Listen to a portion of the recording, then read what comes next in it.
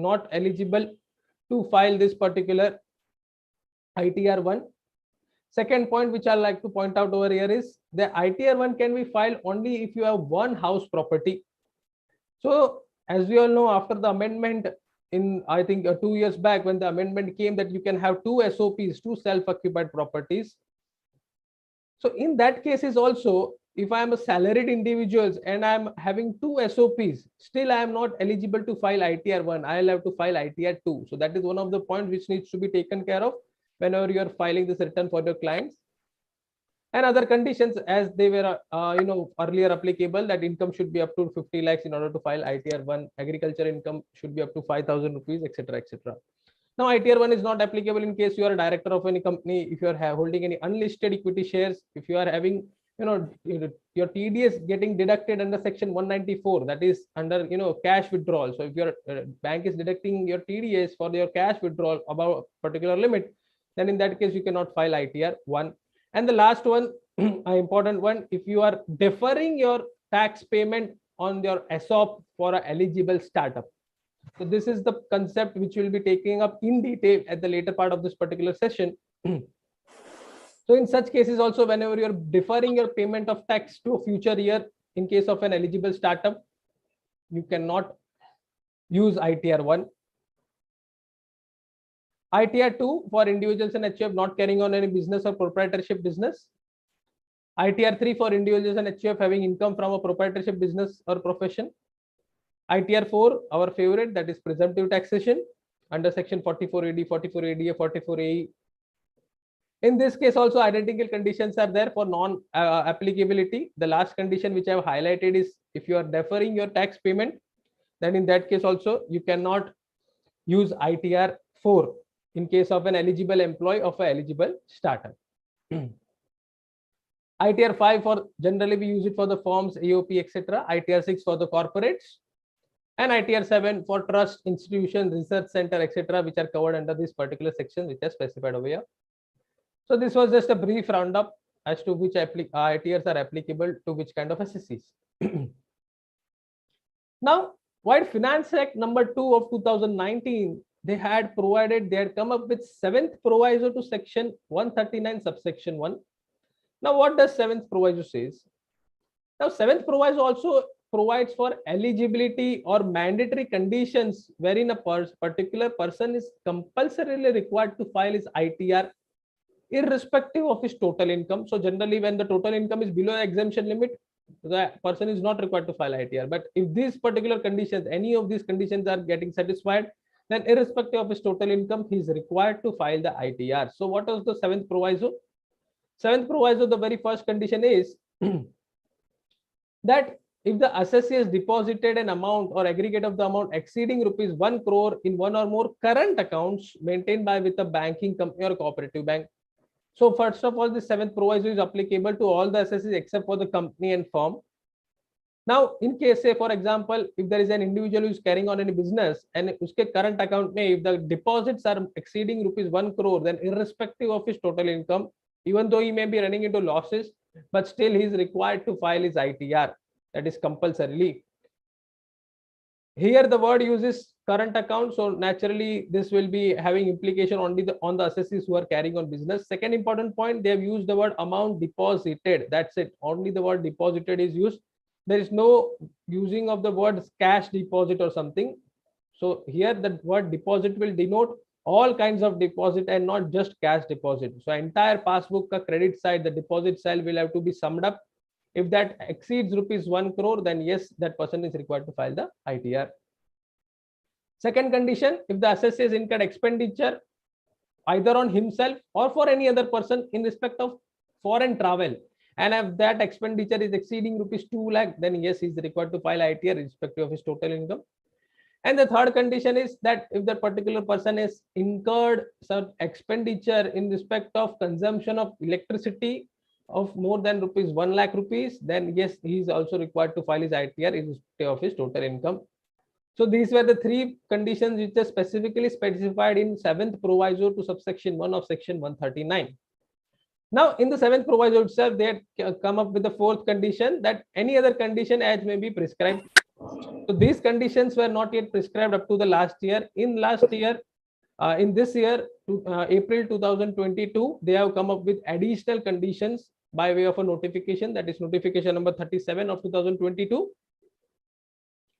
As per this notification, they have come up with additional 4 conditions. The very first condition over here is that if the assessed sales, turnover, or gross receipt, as the case may be, in the business, so the word uses in the business, exceeds rupees 60 lakh during the previous year. So in case if you are a assessee, say suppose individual assessee or HUF, so even though your total income may be less than 2,50,000, but if your sales, turnover, or gross receipt are exceeding rupees 60 lakh in case of your business, then in that case you are compulsory required to file your ITR. The controversy as to what is total sales, what is turnover, what is gross receipt, all those controversy which were there for section 44 AD, 44 AB, etc. will also continue over here. If at all it comes कि by 60 lakh का कैसे sum up किया जाए, so that will also prevail in this particular notification, because there is no specific definition given in this notification as to what is total sales, turnover, and gross receipt. Same way in case of profession, specifically provided that if you are carrying on a profession and your gross receipt is exceeding rupees 10 lakh, then yes, you are required to file ITR irrespective of your total income. Third condition, an important one, in case of the assessee is aggregate TDS and TCS together in aggregate of the previous year, if it is exceeding rupees 25,000, then yes, that particular assessee is required to file his ITR. So 25,000 से ज्यादा अगर आपका TDS as well as TDS दोनों को मिला के अगर 25,000 से ज्यादा कटा हुआ है, then they are mandatorily required to file their ITR. Generally, such kind of people will always file because they might have to claim refund, etc. things. But yes, they have specifically now provided that you are mandatorily required to file your ITR. However, in case of a senior citizen, resident senior citizen, this threshold of 25,000 has been enhanced to 50,000 rupees. So in case of senior citizen, if the TDS is up to exceeding rupees 50,000, then in that case they are required to file their ITRs. And the last case, again an important one, that in case of any kind of assessee, including individual HUF, if the deposit in one or more saving bank accounts, so they have specifically used the word saving bank account, in aggregate is rupees 50 lakh or more during that particular previous year. So in saving bank, agar aapka deposit, total deposit, not the cash deposit, total deposit, if it is exceeding rupees 50 lakhs, then in such case also that particular individual or HUF or that particular assessee who are holding the saving bank account are required to file their ITR irrespective of their total income. So these are certain additional conditions of eligibility or mandatory requirement provided under the 7th proviso and the notification thereto. Now I come up to the next again section which was brought in by Finance Act 2021 last year. This section had come up, section 194P. Now 194P was a beneficial provision. In fact, this is a beneficial provision in case of certain kind of senior citizens, resident senior citizens. This particular section provides that in case where such kind of senior citizens are earning only pension income or bank interest income, and if the banks, specified banks, are deducting TDS on the total income as per the slab rate, after giving effect to all the deduction under chapter 6A and rebate under section 87A, then in such cases that particular senior citizen is not required to file his ITR. उनको ITR file करने की जरूरत नहीं है. Bank will be directly reporting all the particulars of that particular senior citizen to the government by way of a statement. जैसे we have 26 cube in case of property sale, where we report all the details with respect to that particular transfer of property. Same way here also the bank will deduct the TDS and we also report regarding the income of that particular senior citizen. So in this case, the bank will be the scheduled bank which has been appointed as agent by the RBI. So only such kind of banks can deduct TDS, and the rate of TDS in this case will be the slab rate applicable to that particular. So what are the conditions in this? Taking the benefit. The condition is that he has to be a senior citizen. So only resident individual can take this particular advantage. Now, has to limit over here is you have to be at least 75 years of age at any point of time during that particular year. Now that particular senior citizen should have only income from pension which is credited in that particular bank who is required to deduct the TDS and no other bank. So they are having only pension income, the very first point. And second, they can have interest received or receivable with any account which is maintained with that particular specified bank.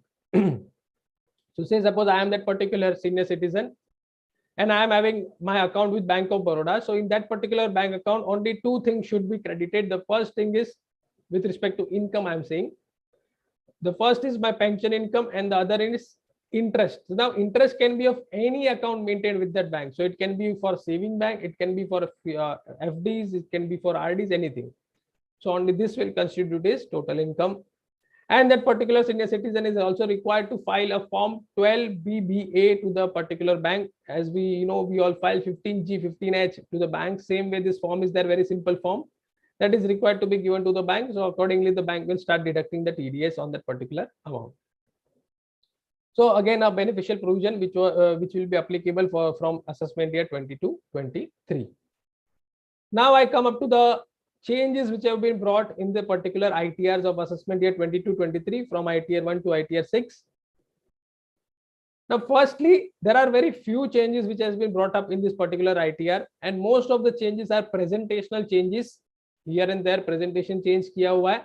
Some changes are naturally on account of the amendment which were made by Finance Act 2021, and certain other changes, reporting requirements in certain cases have been increased. All these things have been covered in this particular presentation. Now in this particular slide, if you see, I have highlighted the word relevant instruction in red. The reason behind this is for assessment year 22-23, the CBDT has not come up with the instruction module. Now instruction module may not be that relevant for professional like us, because ultimately we are aware of the law. So ultimately, looking at the form, we can file our ITRs कि भाई हाँ इसमें ये figure जाना चाहिए या फिर this denotes this, etc., etc. But what in case of those SSCs which are laymen, they are not aware as to what is the law. They are also not able to appoint any professional consultant. They will naturally have to rely on the instruction modules. So if you see past 2 years, they have been coming up with instruction module belatedly. Late aata hai, but this year, I think this is the 4th month which we are running after the end of the relevant assessment year. March के बाद पूरा एक quarter चला गया है, अप्रैल से जून तक का, but still this particular instructions are not yet out.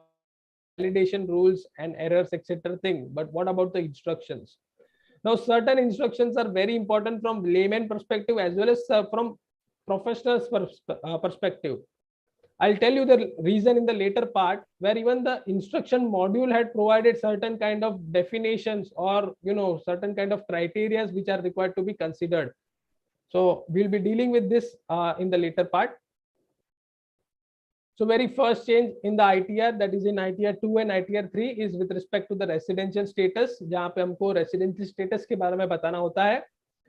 The very first two conditions which are uncolored in this particular slide, if you see the very first condition, basic condition, that if a person is in India for 182 days or more, then he will be considered as a resident. Or the second condition was that he should be in India for 60 days or more. Along with that, 365 days, minimum 365 days in preceding 4 previous years, then also he will be considered as resident. So these conditions were there even in the previous year's ITR, no change. The third one, which is colored, this particular condition was also there in the law since many years, that is with respect to the citizen of India was left India as a member of crew of an Indian ship. In that case also the condition was identical, 182 days in the previous year, and along with that 365 days during the 4 previous years. This was the condition in order to get the status of being a resident. But this was not specifically incorporated in the ITR. So now they have given elaborated options. You can select this also for that particular kind of SSC. The fourth one, also they have come up with 2 different categories on account of the amendment which was brought in the Finance Act 2020 with respect to the residentiality status. The A part was there also previously in respect of the citizen of India and person of Indian origin who are visiting India. In that case also the condition was same, identical to the member of cruise ship, that is 182 days in the previous year as well as 365 days during the previous 4 assessment years. The B part is the new part which was brought in by Finance Act 22. This was applicable even for the previous year 21-22. However, this changes was not brought in the ITR. Now they have brought up this particular option in the ITR. So in that case also, if you are a citizen of India or a person of Indian origin and you are coming to India for at least 100 and 120 days during the previous year, and along with that, if you are in India for 365 days in the previous 4 assessment years, and the third condition again, your income from other than foreign sources. So I can, for the sake of convenience, I'll say that income from Indian sources, other than foreign sources, that is Indian sources. So income from Indian sources is exceeding rupees 15 lakhs. So if all these 3 conditions are fulfilled, then yes, you are a resident in India. So even this option has been incorporated now in the ITRs. Similarly, for resident but not ordinary resident, again the very first 2 conditions were there already in the law. Even the third condition they have brought up in Finance Act 2020. Same, that in case of a citizen of India or person of Indian origin who is visiting India, but he is in India for 122 days minimum and maximum 182 days, and his income from Indian sources is exceeding rupees 15 lakh, then in that case he will be considered as resident but not ordinary resident. And the last condition, a very famous condition with respect to the residentiality status, which is connected with the domicile or residence of that particular person. So for example, if a person is resident or domicile in some other country where he is not liable to pay tax, but his income from Indian sources is exceeding rupees 15 lakh, then irrespective of his stay, चाहे वो India में कभी भी ना आया हो, but if his income from Indian sources are exceeding rupees 15 lakh, then in such case also he will be considered as resident but not ordinary resident. So these are the conditions which were brought up in 2020, but now they have been incorporated even in the ITRs. Now in respect of other kind of SSC, including any kind of SSC for non-resident SSC to be specific, special economic presence. This particular change has been brought up in ITR 3, 5 and 6. A very interesting concept, spatial economic presence. As we all know, since last 5 or 10 years, there has been tremendous growth in the digital economy. People are carrying on business without any physical presence. Especially after COVID, this thing has grown multifold, whereby there is no requirement of any physical presence for conducting any kind of business. So this was not an issue which was arising, just after COVID. It was there since many years now, 5-10 years. So they had this concern as to how to tax in case of a digital economy where, the people are carrying on business from a remote places, from a remote country. Their servers are there. Their physical presence is also in the other country, but still they are managing to, get a huge amount of business from other countries. So this was the concern which was discussed in the OECD, G20, BPS project, etc., etc. Considering this, they had brought up with the concept of significant economic presence in Finance Act 2018. In Finance Act 2018, they had brought a explanation 2A under section 9, which provides that if a particular non-resident is having a SEP in India, then in that case it will be considered that the income which is they are earning from India will be deemed to accrue and arise in India. So as we all know, section number 5, which provides for scope of total income, it includes the income which deemed to accrue or arise in India. So your total income will also include an income which is deeming or accruing or arising in India. Section 9 provides for the criteria or the scenarios where it will be deemed that you have earned, that the income has accrued or arise in India. One of the condition under that is business connection.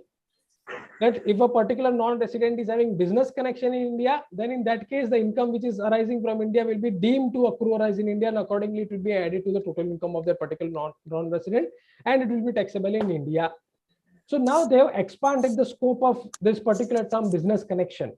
So earlier we used to have an impression that business connection has to be something which is related to physical presence. Business connection कभी होगा जब भी उनका कोई PE होगा, फिर physical presence, यहाँ पे कोई एजेंट रहेगा, फिर ऑफिस रहेगा, ब्रांच रहेगा, etcetera etcetera. All those conditions are already there. Now they have widened that scope by Finance Act 2018 and stated that if you are having a SEP in India, then it will be considered that you are having business connection in India. Accordingly, it will be considered कि यहाँ से जो income कमाया है, that will be deemed to accrue and arise in India. So now what are the conditions? If you are meeting this condition, there are two conditions. If you are meeting these conditions, then it will be considered that yes, you are having SEP in India. So these conditions, this threshold were notified in the year 2021. The very first one is that any transaction in respect of any goods, service or property carried out by a non-resident with any person in India, including the provisions of download of data or software in India, if the aggregates of payments arising from such transaction or transaction during the previous year exceeds rupees 2 crore. So now say for example, there is a non-resident. Now he can deal anyone in India. So if any person is present in India, irrespective of his status, okay, it can be company, partnership of individual, he can be resident, he himself can be non-resident, whatever. But if they are dealing with any person in India, it can be in respect of any goods, it can be in respect of any services, or it can be even in respect of any kind of property. It can be also in respect of any provision with respect to downloading of data or software in India. So यहाँ पे आप download करते हो, कुछ software use करते हो, license purchase करते हो. And on account of all this transaction, if the aggregate payments which are arising, which are required to pay to that non-resident from India, if they are exceeding rupees 2 crore, then yes, that particular non-resident will be considered to have their SEP in India. Just one thing in this particular condition, which I like to point out, is very small thing. The wording used over here are, if the aggregate of the payments arising from such transaction. Now, what is the significance of the use of the word arising? Now, if they would have used only the word payment from the such transaction, if the aggregate of the payments from such transaction, if this was the wording, then it was very clear कि भाई जब भी आपका payment from a particular person to that particular non-resident in India, if they are exceeding, that payment is exceeding rupees 2 crore, only then this particular condition will apply. Now, by using the word arising, according to me, in my opinion, what they're trying to tell is the overall billing. So whether payment has been made or not, that is not relevant. If the billing from India, okay, total उनका invoicing India में अगर 2 crore से ज़्यादा हो गया है, then yes, they can be said to have SCP in India. So that was the first condition. And the second condition, it is the or condition is there, so it can be either of one. The second condition is that non-resident is systematically and continuously soliciting business activities or engaging in interaction with 3 lakh users in India.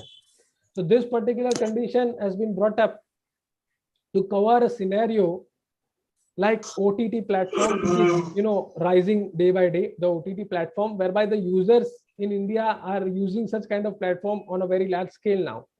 So यहाँ पे there is no monetary limit. यहाँ पे the limit is with respect to the number of users. So if there is any foreign company or any foreign service provider who is providing such OTT services, this is just an example of OTT, it can be anything, and such users or the subscribers of that kind of services in India at any point of time is exceeding 3 lakh users, then in that case, that particular non-resident will be considered to have their SEP in India, irrespective of the amount of billing or whatever the subscription money which has been paid to them. So these are the two conditions. If any of these conditions are satisfied, then it will be considered that that particular person is having SEP in India. So in the ITR, they have come up with this particular new table, which I have reproduced in this particular slide. You are required to select as to which of these particular conditions are attracted in your case. Accordingly, that ITR is required to be filed by that particular non-resident. So that was with respect to the SEP. Now, very small change in ITR 1, 2, 3, and 4 with respect to classification of pensioners. Earlier, in respect of the pensioner, there was only one category that you have to just report whether you are pensioner, whether you are salaried, etc., etc. Now they have come up with the elaborated category in order to get the data कि भाई central government pensioners कितने हैं, state government pensioner कितने हैं, public sector unit के pensioners कितने हैं, and others. So this is just a presentational change which has been brought up in this particular year's ITR. Now we come to the next point, that is dividends, reporting of dividend income. You will find this in ITR 2, 3, 5 and 6. Earlier, in case of deemed dividend, we are aware of the concept of the deemed dividend. Section 2, clause 22, subclause E provides for deemed dividend in case of a specified shareholder who is having certain kind of interest in the particular, I can say private company, and they are receiving, that particular shareholder is receiving money in the form of loan or such other kind of money from that particular private company. Then in that case, irrespective of its nomenclature, irrespective of it being treated as loan in the hands of that particular specified shareholder, it will be considered as deemed dividend. It will be taxable under IFOS generally. So this particular line item was not specifically incorporated in the ITR up to last year. So in the broad category of dividend, you have to report it. Now they have specifically given a separate line item कि भाई आपका deemed dividend रहेगा, you have to report it separately. What is the amount of your deemed dividend? So in this particular schedule, this different line item is given. Now only one small point, a very technical or hyper technical point I will say, which I have just highlighted over here. If you see the wording of the particular section, it reads as section 2, clause 22, subclause E, and then again there is Roman 2. Now, if you are referring the Baer Act, if you refer the Baer Act, there is nothing like Roman 2 directly after subclause E. The Roman 2 in the Act pertains to the proviso to subclause E of clause 22 of section 2. So proviso provides for that amount of payments made by the company which will not be considered as deemed dividend. So proviso obviously provides for exceptional cases. Okay, so this according to me is a typographical error, because if you are providing this Roman 2, that means you are asking the assessee to provide details of the dividend income which are covered by the exception. So that itself cannot be considered as deemed dividend actually. So this is according to me just a typographical error. They should not have written this Roman 2 in the end of the particular section, but that's very hyper technical. I think we will have to report the deemed dividend income over here. That's it. Yeah, again second change, not with respect to anything which the assessee has to do. This is also a change which has been brought up on account of the shifting of the liability in case of the dividend distribution tax, which was earlier on the corporates. Now the incidence of payment of tax and offering that particular dividend income is on the assessee. So in this case, what was the disparity was that in case of individuals, when there was huge amount of dividend received, a very huge amount, then because of the total income exceeding a particular threshold limit, say suppose rupees 5 crore, the surcharge on that particular total income was going up to 37%. Whereas in the same scenario, when any corporate was receiving such kind of dividend, the surcharge was maximum surcharge on the companies are 12%. So there was huge amount of disparity with respect to this particular surcharge on the dividend income, which was identical to all kind of assessees. So in order to remove this disparity in wide the TOLA, that is Taxation and Other Laws Amendment Act, they had provided that the maximum surcharge on the dividend income which is earned by individual HUF, AOP, BOI, etc. Okay, the surcharge on that particular dividend income, okay, that will be restricted only to maximum of 15% in case the total income is exceeding rupees 1 crore, and maximum of 10% in case the income is up to from 50 lakh to 1 crore rupees.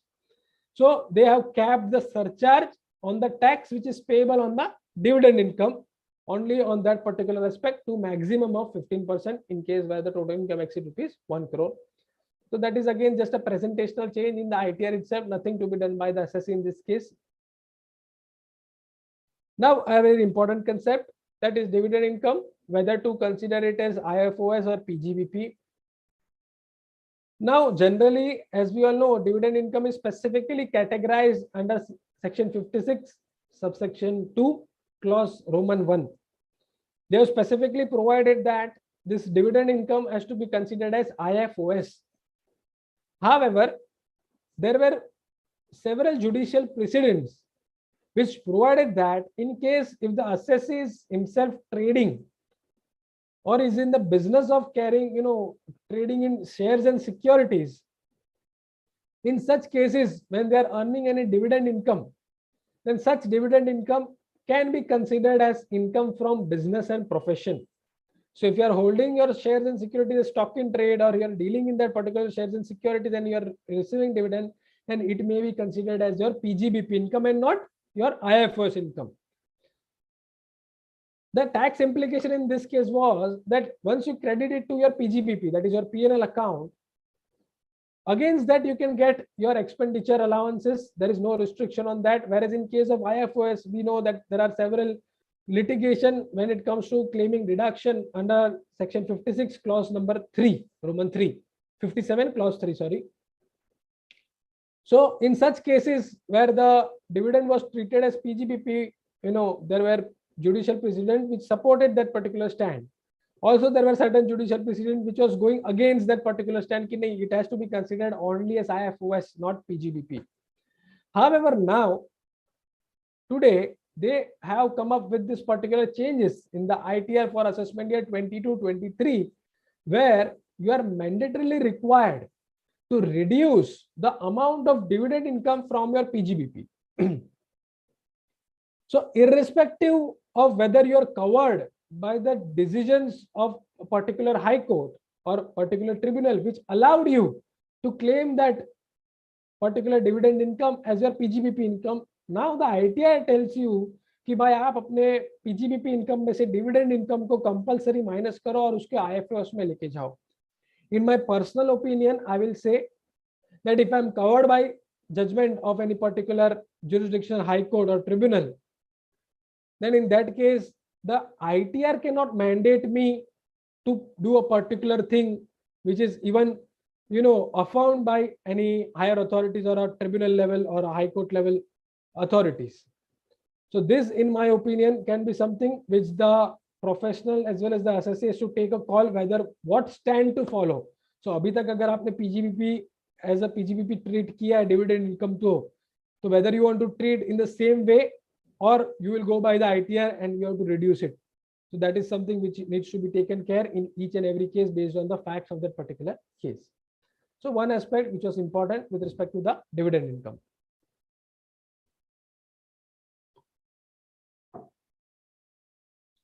Schedule FA, as we all know, Schedule FA relates to reporting of certain details in respect of the foreign asset or foreign incomes. So here is the list of tables which are incorporated in Schedule FA. Like what you have to report is about your depository accounts, your custodian accounts, equity and debt instrument held in that particular foreign currency, insurance contract, any property outside India, capital asset outside India, all this kind of asset, all this kind of income which are required to be reported in Schedule FA. So this schedule is there since last 3 years.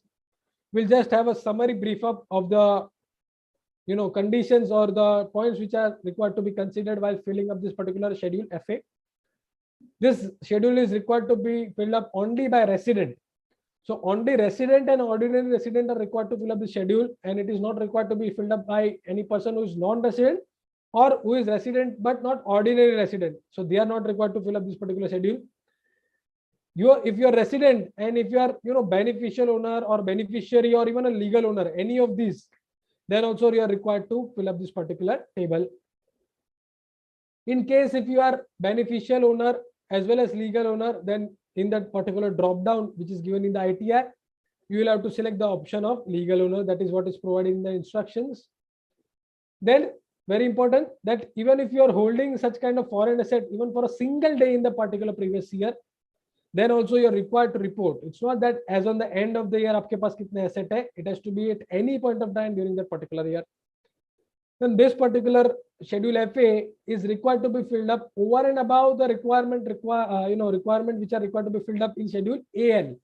So asset liability schedule is required to be filled up when the total income is exceeding rupees 50 lakh. So in asset liability also you have to report this particular asset of foreign asset or foreign income, as well as you have to separately report it under schedule FA. So these are two parallel schedules which you are required to be filled up. And the last point over here, which is required to be considered, is the exchange rate that has to be as per the exchange rate adopted by the SBI with respect to TTBR foreign currency rate. So all these instructions which are present in this particular slide were given in the CBDT instruction module to the particular ITRs. Now, as I told you, in this year, they have not come up with the instruction. So they have not, if you see the instruction of last year, they used to provide what are the changes which has been brought up in that particular ITR, what is required to be reported in that particular ITR, what are the new schedules. So all these things are not come up with respect to current year's ITR AY 22-23. So accordingly, because of this instruction not being in place, I have relied upon the instructions of the previous year. Now, even this particular aspect is more concerned with the CBDT instruction module. So up to last year, the wordings which were used with respect to this schedule FA in respect of what is the amount or what is the period for which you are required to report the amount in schedule FA. So what is the period, start period, end period? So up to last year, they had this phrase in the ITR, which was called as that relevant accounting period. So you have to report the details of the asset and income if you are holding that particular asset or income for a relevant accounting period. Now, what is relevant accounting period? Nowhere defined in the act, nowhere defined in the rules, nowhere in the notification, nowhere. It was defined, it was given in the instruction module of the ITRs. So in the instruction module, they had three different categories of this relevant period. The first category was that the foreign country was following a financial accounting period, April to March. The second was that that particular foreign country was following calendar year, January to December. And the third one was any other kind of year which they were following. So for all these three kind of categories, they had come up with an instruction कि भाई इस प्रकार का अगर year foreign country में follow होता है, then what is the amount, what is the period which is to be covered in the schedule FA when you are filing in India. So there was a lot of confusion कि अलग-अलग period है, disparity है, mismatch हो रहा है.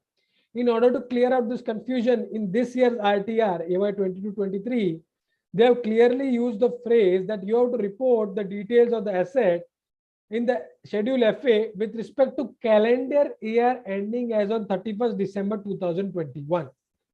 So what does this mean is you will have to report all the details of the foreign asset or the income for assessment year 22-23 in the ITR of assessment year 22-23 from 1st of January 21 to 31st of December 21. That's it. Simple, clear. So now obviously someone will feel that January 21 to March 21 is not covered by assessment year 22-23. Yes, definitely. But this is not the income schedule. This is reporting schedule. This is not linked with your total income as such. So here you are just required to report from a particular year to a particular period. Okay, so yes, definitely the first 3 months may not be covered by this particular assessment year. Still, if you are holding any asset in that particular 3 months, you are required to report same way from January 22 to March 22. That is the period which is covered as such by previous year 21-22, that is assessment year 22-23. But in schedule FA for assessment year 22-23, you are not required to report any of the details which pertains to that particular 3 months. That is the last quarter of financial year 21-22. So this is the change which has been brought up. I have highlighted it in this particular slide. So this is required to be taken care of while filing the ITR.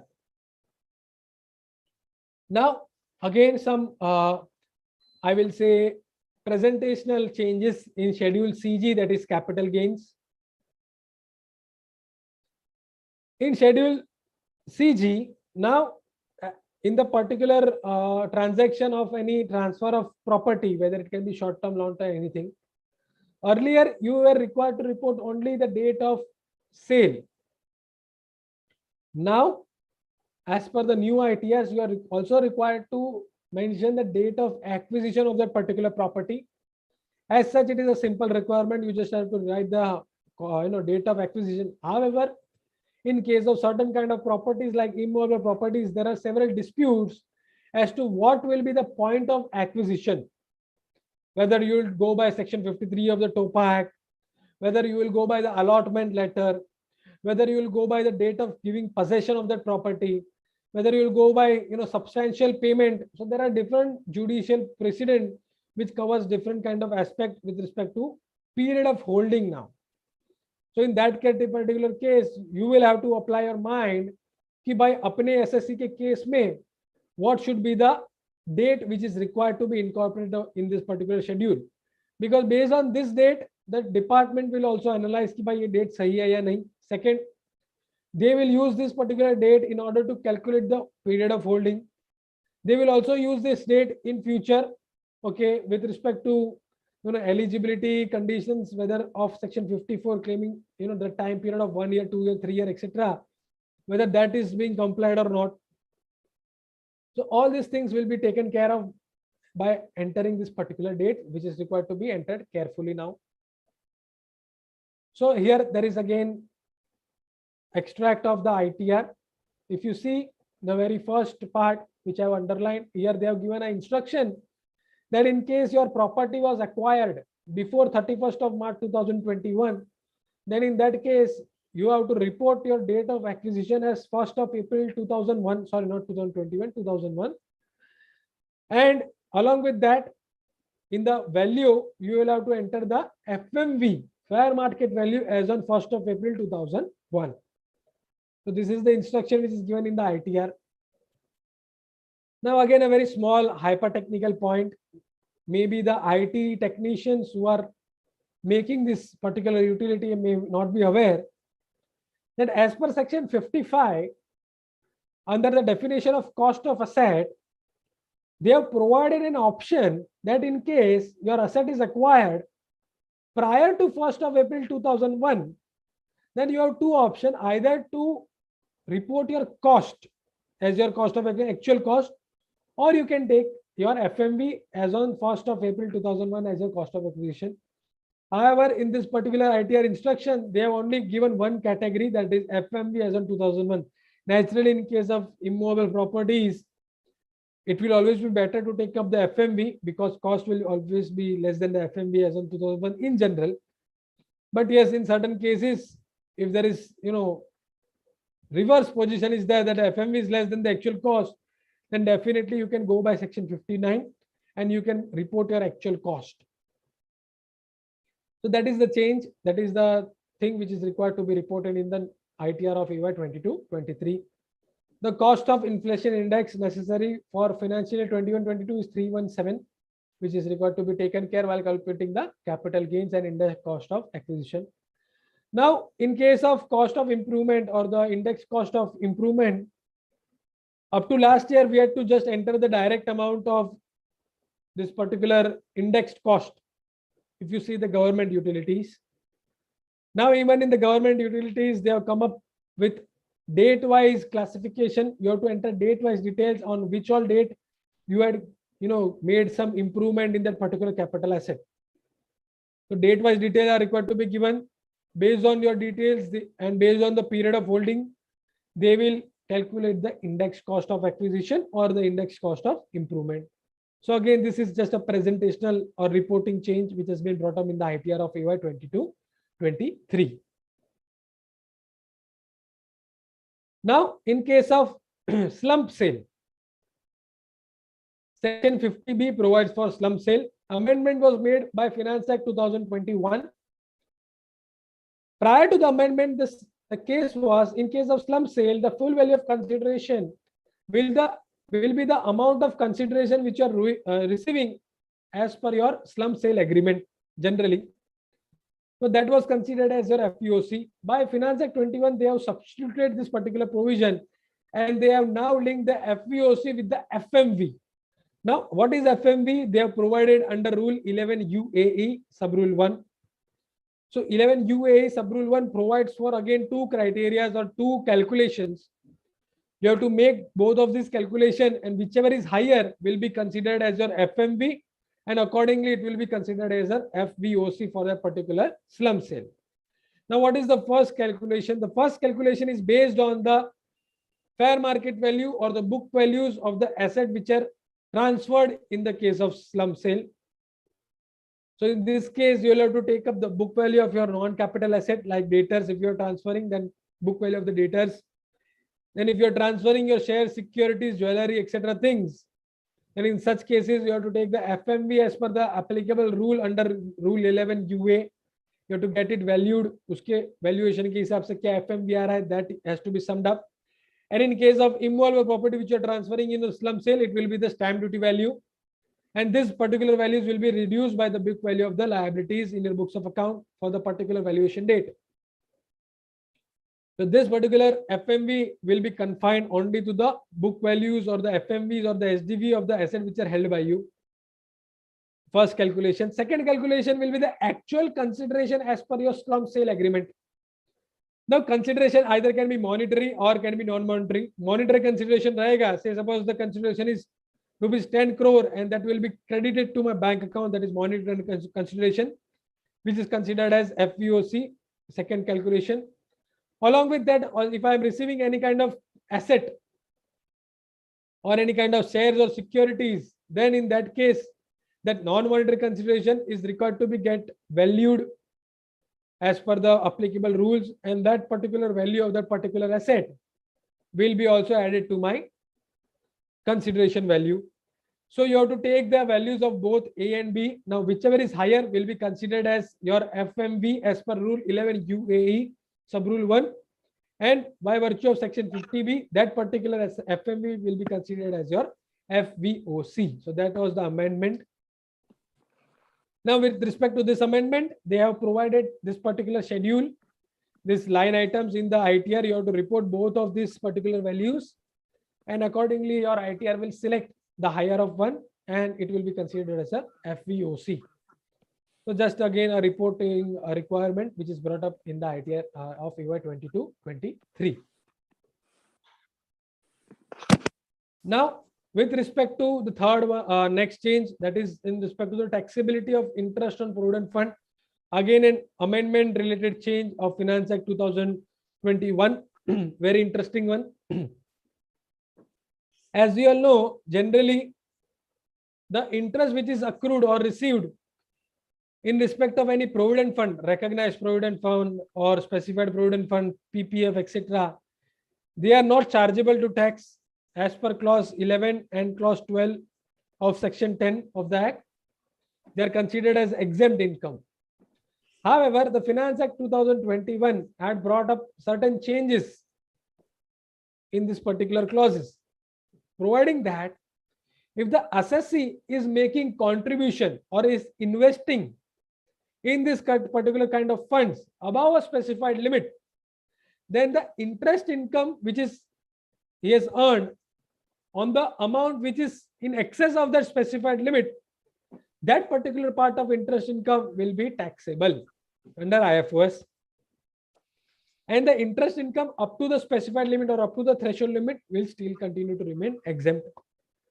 So they divided this fund into two categories. The first category is a fund where even the employer is contributing. So if he is the employer, assessee is an employee, and even the employer is contributing certain amount in that particular fund. So that is the first category fund. And the second category is a fund where the assessee himself is contributing or the employee himself is contributing. There is no contribution made by the employer. There is no employer involved. So in both of these categories, they have provided a threshold limit of 2,50,000 and 5 lakh respectively. So in order to take an example, say suppose I am an employee and I have this employee provident fund, जहाँ पे मेरा employer भी contribute कर रहा है. Now from my own income, I am contributing say rupees 3 lakh in that particular employee provident fund. So now interest will be received on this 3 lakh. Now जो interest up to 2,50,000 के जो investment मैंने किया है उसके ऊपर का जो interest रहेगा that will be exempt. However, interest which is accrued on the additional 50,000 rupees over and above the threshold amount, उसके ऊपर का जो interest रहेगा that will be taxable. Same way in case of the other kind of fund where the employer is not contributing, the threshold is 5 lakh. So 6 lakh का contribution है तो 5 लाख के ऊपर का interest is exempt, but 1 lakh के ऊपर का interest will be taxable. In order to have a bifurcation कि भाई कितना exempt रहेगा कितना taxable रहेगा, they have come up with rule number 9D. So rule number 9D provides for calculation as to the amount which will be considered as taxable and the amount which will be considered as not taxable. So rule 9D itself provides that within a provident fund, they will have to categorize fund into two parts, that is non-taxable contribution and taxable contribution. So that will be done by the fund. So they will have to split it up. The split karne mein, they have given this formula, very simple formula. What they are saying is, in case of non-taxable portion, the entire balance of the provident fund as on 31st March 2021 will have to be considered under non-taxable contribution. Very good. So from this, we will come to know that the balance in your fund up to that particular date, 31st March 21, will always continue to remain exempt. तो उसके ऊपर जो भी interest accrue होता जाएगा will always continue to remain exempt. That will not ever be subjected to tax. That's a good part. However, from financial year 21-22, आप जो भी contribute करोगे, उस contribution का दो part हो जाएगा. अगर आपका up to threshold limit है 2 lakh और 5 lakh respectively, then it will be credited in the not taxable fund account. और अगर threshold से ज़्यादा contribution है, then the excess amount will be credited to the taxable contribution fund account. So accordingly उसका total आएगा, उस total के ऊपर वो लोग interest pay करेंगे. So non-taxable के ऊपर का interest जो रहेगा, that will continue to remain exempt under clause 11 and 12 of section 10. And जो taxable का fund है, taxable portion वाला है, उसके ऊपर जो भी interest accrue या होगा, that will be taxable under IFOS. So this is one of the point which needs to be taken care of when you are filing the ITR of AY 22-23. You will have to get that bifurcation from that particular fund. What is the taxable amount? What is the non-taxable amount? According to me, this particular bifurcation will have to be provided by the fund itself, by the bank itself, or that particular fund itself. Even otherwise, if the amount is simple, small, then this particular calculation can be done very easily because the opening balance will always be considered as exempt. So that is the change with respect to taxability of interest on provident fund. So these are the line item under schedule IFOS which they have come up, which you are required to be filled up as per the taxability of the particular interest on provident fund. Deduction under ATGGA, again a very small change, applicable only to a small kind of assessees. Now ATGGA provides for deduction in respect of donation which are made to certain associations like Science Research Association or Rural Development Program, etc., which are generally claimed as deduction in case of business under section 35 AD, etc. Now, in case of the assessee who is not carrying on any business or profession, such kind of contribution made to such kind of research organization can be claimed as deduction under section 80 GGA. However, as per subsection 3 of 80 GGA, a person who is earning income from PGBP cannot avail this particular deduction. Now, because of this subsection 3, a sleeping partner, I'm saying sleeping partner, reference terminology or just for the sake of convenience, such kind of person who are not earning any remuneration, any interest from the partnership firm. They were just earning profits from that particular partnership firms. For example, a sleeping partner. In those cases, they had to file their ITR in ITR 3 because they are partner. Now, once you opt for ITR 3, it means you are carrying on any business and profession. Because you are carrying on any business and profession, as per subsection 3 of 80 GGA, you cannot claim deduction under this particular section. Now, even though such partners were just earning profit and they might be contributing to such kind of research organization, they were not able to claim the deduction under 80 GGA because of this particular, technical issue in the ITR, because it was not allowing that particular partner to file that 80 GGA schedule. So now they have come up with this new schedule 80 GGA only for the partners who are earning only profit income from that particular partnership firm and no other income.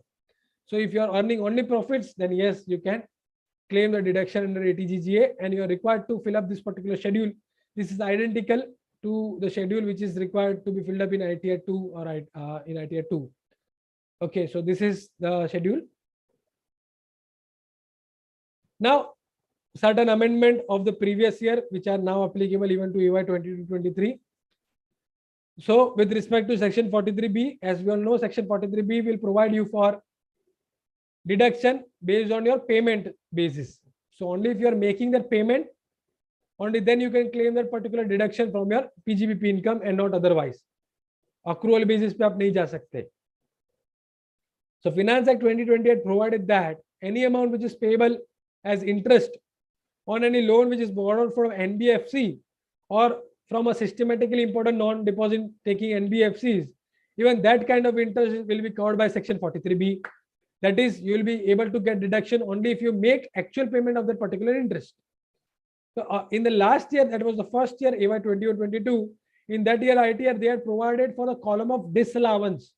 So in that particular year, say if you are defaulted, if you have not paid that interest, then you will have to add that particular amount to your total income. So that particular line item was given. Now in this year's ITR, they have given allowance with respect to the payments made for the previous assessment years. So जो पहले वाला default था अभी आपने clear कर लिया, then yes, once you make that payment, you can claim your interest under section 43B. So in EY 22-23, if you are making payment of the interest pertaining to EY 21-22, you can now claim allowance of that particular amount paid during EY 22-23. So that is the line item which is given in the assessment year 22-23's ITR.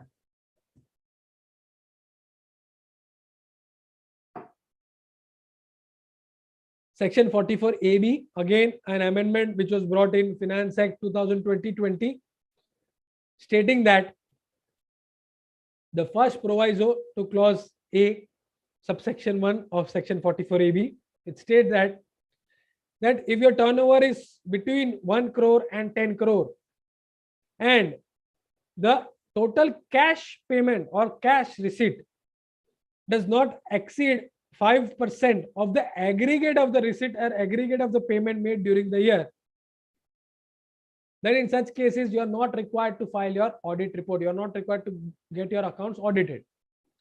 Now at that point of time, Finance Act 2020 had only provided that 5% of the total cash, only cash was required to be incorporated, only cash was required to be looked upon.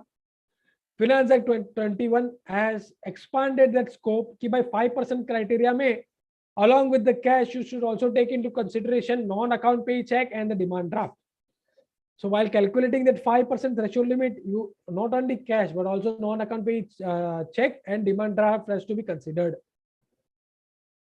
So when you are filing the ITRs for your 2023, and if you are based on the first proviso, you are saying that okay, by mera turnover within 1 crore and 10 crore hai. But in that case, you will also have to calculate this particular limit, considering even the non-account pay check as well as the demand draft. So that is something which the assessing officer in future can ask you to substantiate कि भाई आपने ये calculation किया, but now you will have to substantiate कि भाई ये सारे checks तो थे वो account pay check थे या non-account pay check थे. So that is something which is to be taken care of.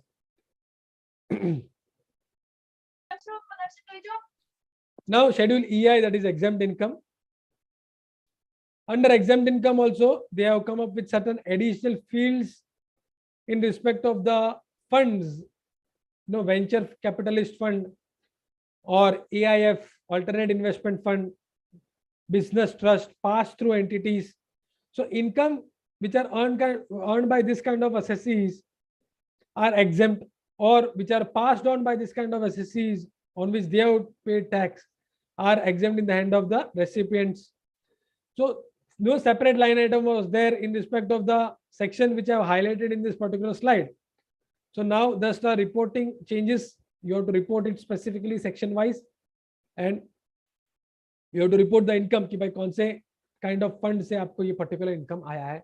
That's it. Just a reportational or presentational change, nothing else.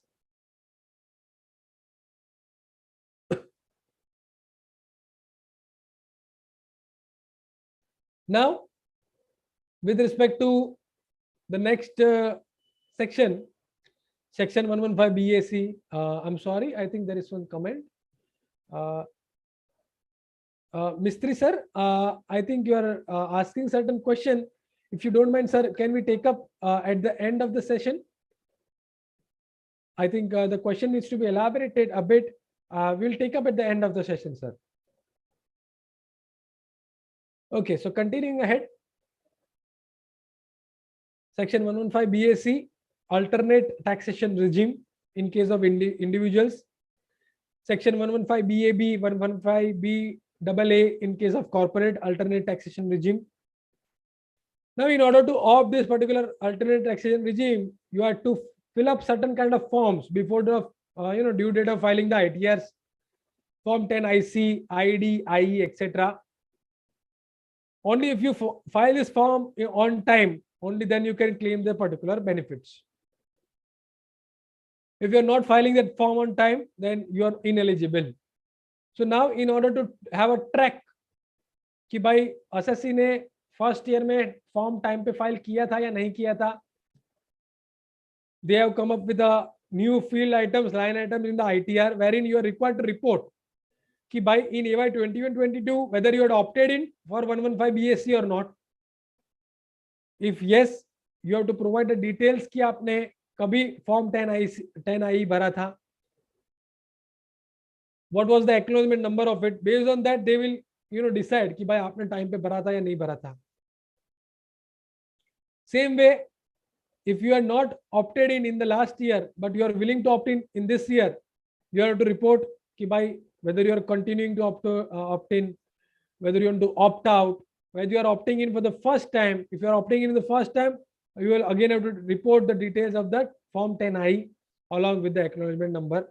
So this particular schedule is required to be filled up carefully because based on the date they will decide. Same changes for 115 BAA BAB. We just have to report it.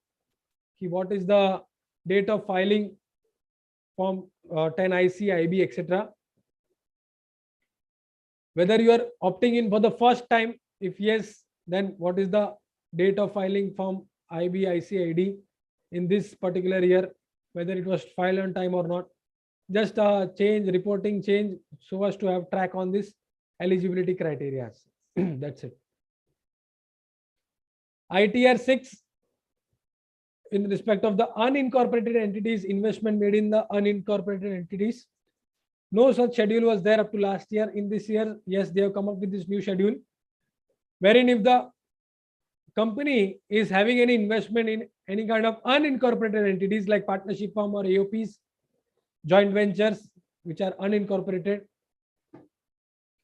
in such cases they are required to report what is the name of that entity, what is the nature of that entity, PAN number, whether that entity is required to get their accounts audited or not, what is the capital contribution, what is the profit which they are receiving. So all these details are required to be filled up in this year ITR AY 22-23. Again, a presentational change, nothing else. Now again, this interesting topic of ESOP. Now first, we will be dealing what is the general way of taxing a ESOP. So in case of ESOP, what happens is the employee is receiving shares of his company at a discounted price. So say for example, 100 रुपए का share है, and the employee is receiving at the rate of 80. So 20 rupees is the benefit which he is receiving because of being an employee. So this 20 rupees, the benefit which he is receiving, will be considered as perquisites under clause 6, subsection 2 of section 17, general way of taxation. Now under ESOP, we have series of events, vesting, granting, exercising, allotment, and then ultimate sale by that particular employee. Now in generally what happens is the perquisite value is required to be offered as income in the year of allotment. In the year of allotment, you will have to offer this particular benefit of our perquisite as your income, as well as you are required to pay your tax on that particular perquisite in the year of your allotment. Now, what will be the value of that perquisite? The value of perquisite will be the fair market value as on the date of exercising your option. So exercising will always precede allotment, obviously. So जब exercising जब हुआ था आपके options का, उस दिन क्या FMV था? Minus the amount which you have paid for acquiring that shares. That benefit value will have to be offered as your income in the year of allotment. And the tax is required to be paid in the year of allotment. So this was with respect to taxability of the benefit of the ESOP. Now, in the future year, when you are selling that shares, at that point of time, obviously, आप जब भी profit पे बेचोगे, तो आपको capital gains होगा, and the cost of acquisition in that case will be the FMV as on the date of exercising, because यहाँ पे आपका वो benefit value में include हो चुका है. So that is the second aspect. We are in this slide only dealing with the first aspect of the taxability of the ESOP, that is the benefit value. Now this happens in general. However, there is some benefit or some deferral which has been given in case of an eligible startup. I mean, to the employees of an eligible startup. Now, what happens in case of a startup, eligible startup? Same concept. Everything is same. Say for example, ये साल AY 22-23, I have received ESOP value of say rupees 10 lakh. Now 10 lakh I have to offer as my income in AY 22-23 as per section 17 subsection 2 clause 6. No amendment to that. I have to offer it as my income in AY 22-23 itself. However, the tax on the 10 lakh rupees, say for example, roughly the tax will come around 3,30,000. So that particular tax of 3,30,000 on that 10 lakh rupees ka perquisite, I have the option to defer it to the future years. This amendment was brought in by Finance Act 2021 that the eligible, startup or employee of an eligible startup has the option to defer it. So how much can be the deferral? The deferral can be the earliest within 14 days of the following dates. The first is within 48 months from the end of the AY in which this particular ESOP is allotted. So that is nothing but 4 assessment year from the end of the relevant assessment year. So because they have used our earliest, so I think the 4 years will be the maximum amount of your period of your deferral. So up to 4 years you can defer maximum. Second is cessation of your employment. So if you're quitting the job, then the year in which you quit your job is the year in which you are required to pay the tax on the amount of tax which was deferred from the previous years. And third is when you are selling of that shares which you have received as your ESOP. Okay, so earliest of this, so whichever is earlier in this year, in that particular year, you are required to pay the tax. Okay, income is already offered as your income in the year of allotment. However, it was deferred to future years. Now in the future years, you are required to pay that particular tax. Now, we'll be dealing this particular aspect. The entire new schedule which has been brought up, the schedule tax deferred on ESOP करके नया schedule आया है. We'll be understanding this particular schedule in bits and pieces one by one. So first is the case where say in AY 21-22, the previous assessment year, I had received ESOP of benefiting rupees 10 lakh rupees. 10 lakh का ESOP मुझे मिला था benefit का perquisite का in AY 21-22. So that was the amount of benefit. Now on that particular amount, 3 lakh was the amount which I was required to pay as my tax.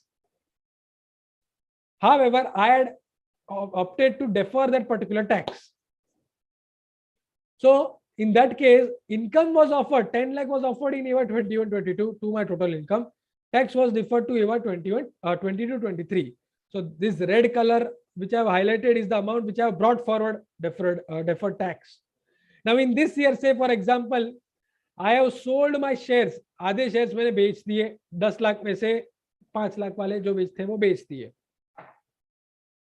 So now in this year, the 3 lakh tax which was deferred, I have to pay 1,50,000 from my pocket this particular assessment year 22-23, and the balance amount I can carry forward. Now carry forward can be maximum up to 4 AYs, not beyond that. और उसके पहले अगर आप employment छोड़ते हो या फिर आप बेच देते हो, then obviously in that particular year in order to pay off that particular tax liability. So that was that example जहाँ पे मैंने brought forward लिया था. So here you have to report in case if you are quitting the job, in case the 4 assessment year has expired. Now I am coming to an example of this year's perquisite, that is AY 22-23. So in AY 22-23, for example, I have received my basic salary of 40,50,000. I have received perquisite amount, ESOP ka perquisite amount of 90 lakh rupees from my eligible startup. So my total income से इतना ही है, then in that case my total income will be 1,30,50,000. Now obviously 90 lakh के ऊपर का जो tax है, that I can defer, but please remember it is not the income reporting which is getting referred. No, the income is of AY 22-23 only. So 90 lakh will be included in my total income of AY 22-23 only. Only उसके ऊपर का जो tax आएगा वो defer में कर सकता हूँ. Now how to calculate the amount of tax which is required to be deferred? Very simple formula. You have to calculate the total tax on 1,30,50,000. That has to be divided in the ratio of the tax between your income excluding ESOP and income including ESOP. That's it. Very simple proportional formula जो हम बोलते हैं. Okay. So in this case, I have calculated that amount कि 1,30,50,000 के total income पे अगर 44,40,000 का tax आ रहा है, and because 90 lakh is the amount of the ESOP and 40,50,000 is the amount of basic salary, it will be divided in that particular ratio. And only 13,66,000 out of the liability of 40,40,000, only 13,66,000 is the amount which I am required to pay in this particular AY. 30,73,000 I have the option to defer it to the future years. And पहले साल का जो मेरा 1,50,000 जो मैंने brought forward किया था 3 lakh, उसमें से 1,50,000 बचा था, even that I can carry forward. So this is the entire reporting schedule in the ITR, and this is the simple formula in order to divide that particular amount in the ratio of payment, actual payment which is required to be made, and the amount which can be deferred. So this was the entire schedule with respect to the ESOP. Yes, this is the schedule where I am reporting कि भाई previous year का मैंने 3 lakh brought forward लाया था, उसमें से 1,50,000 ये year में pay कर रहा हूँ, and 1,50,000 I am carry forwarding. And for AY 22-23, yes, 30 lakh is the entire amount which I am carrying forward. That is my option. Now, all of the other changes in ITRs, small changes with respect to section 80 IB. In case of certain kind of industries like telecommunication, power generating plant, cross-country natural gas pipelines, these particular industries were given this particular benefit from AY to 8, 9 or 9, 10 in that particular area for 10 years or 15 years. This particular 10-year, 15-year limit got expired in AY 21-22. Last year was the year which was last year for them to claim this particular benefit. From this year, no such benefit will be given to them. So from this year's ITR, they have removed the line items with respect to these industries. Now these industries cannot claim deduction under 80 IB. Okay, so that is just a presentational change in the ITR. With respect to schedule OS, specific line item have been incorporated, stating that in case of your non-resident clients, you have to report the interest income which is received on the bond purchase in foreign currency. Same way, non-resident earning dividend income from the GDRs which are purchased in foreign currency. These two separate line items have been incorporated, which are required to be reported in the ITRs. Secondly, with respect to reporting of ITR under which section. So as we all know, there is a drop down wherein you are required to report कि भाई आपकी कौन सा section के अंदर आपने ITR भर रहे हो. That is under 139.1, 139.4, 139.5. There was also option of 153A and 153C. Now, after the amendment of Finance Act 21, whereby that search category entire 153A is restricted only up to AY 21-22, they have now removed this line item from the ITR कि भाई 153A के अंदर file कर रहा हूँ मैं ITR, that is removed. Everything will be now under 148. So that check box have been removed from the ITRs. That's it, simple. Again, a representational change. As we all know, in Finance Act 2021, they had come up with a entirely new concept of taxing the amount of just a minute.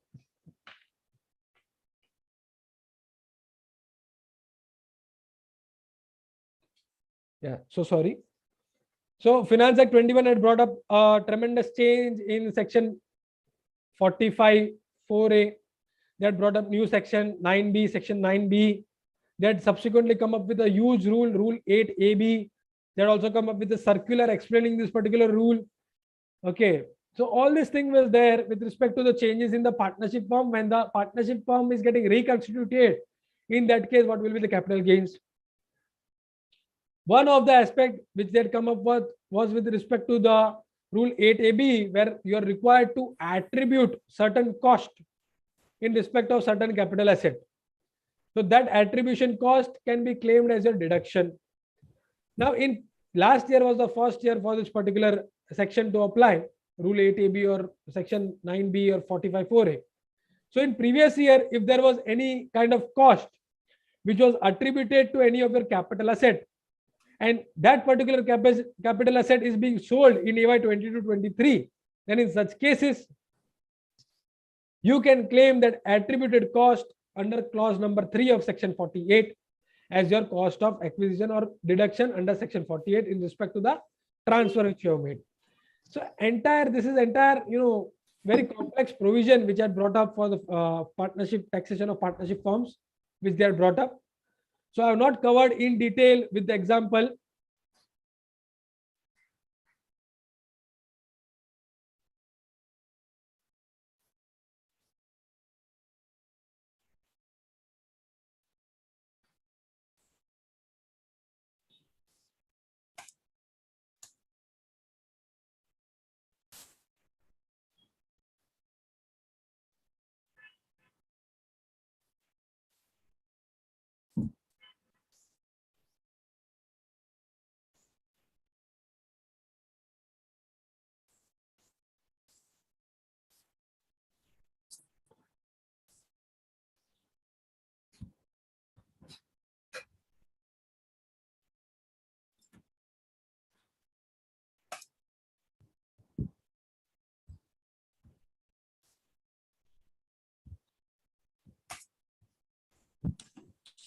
There is some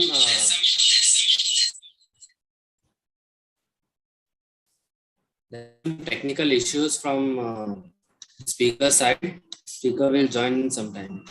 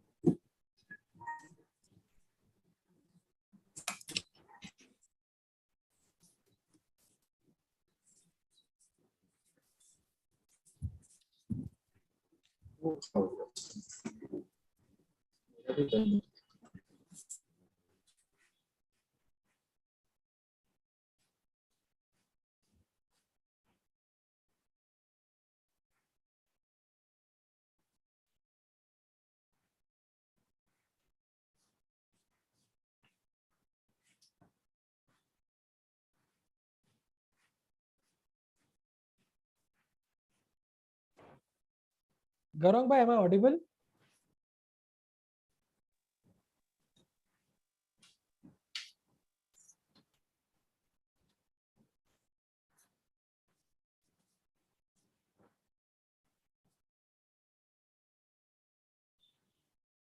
Am I audible, sir?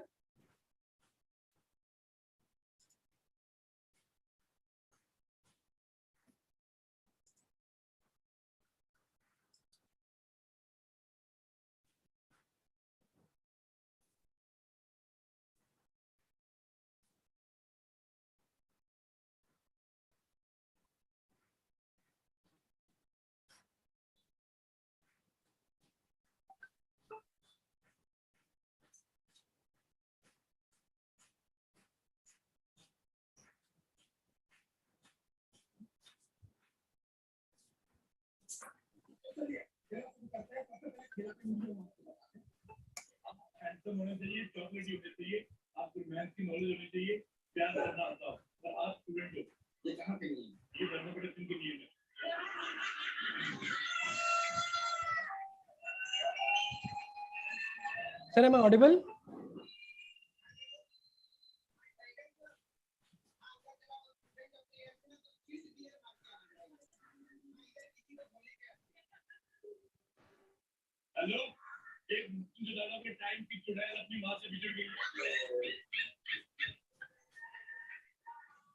Hello, Shashank bhai. Yes, am I audible now? Just a second.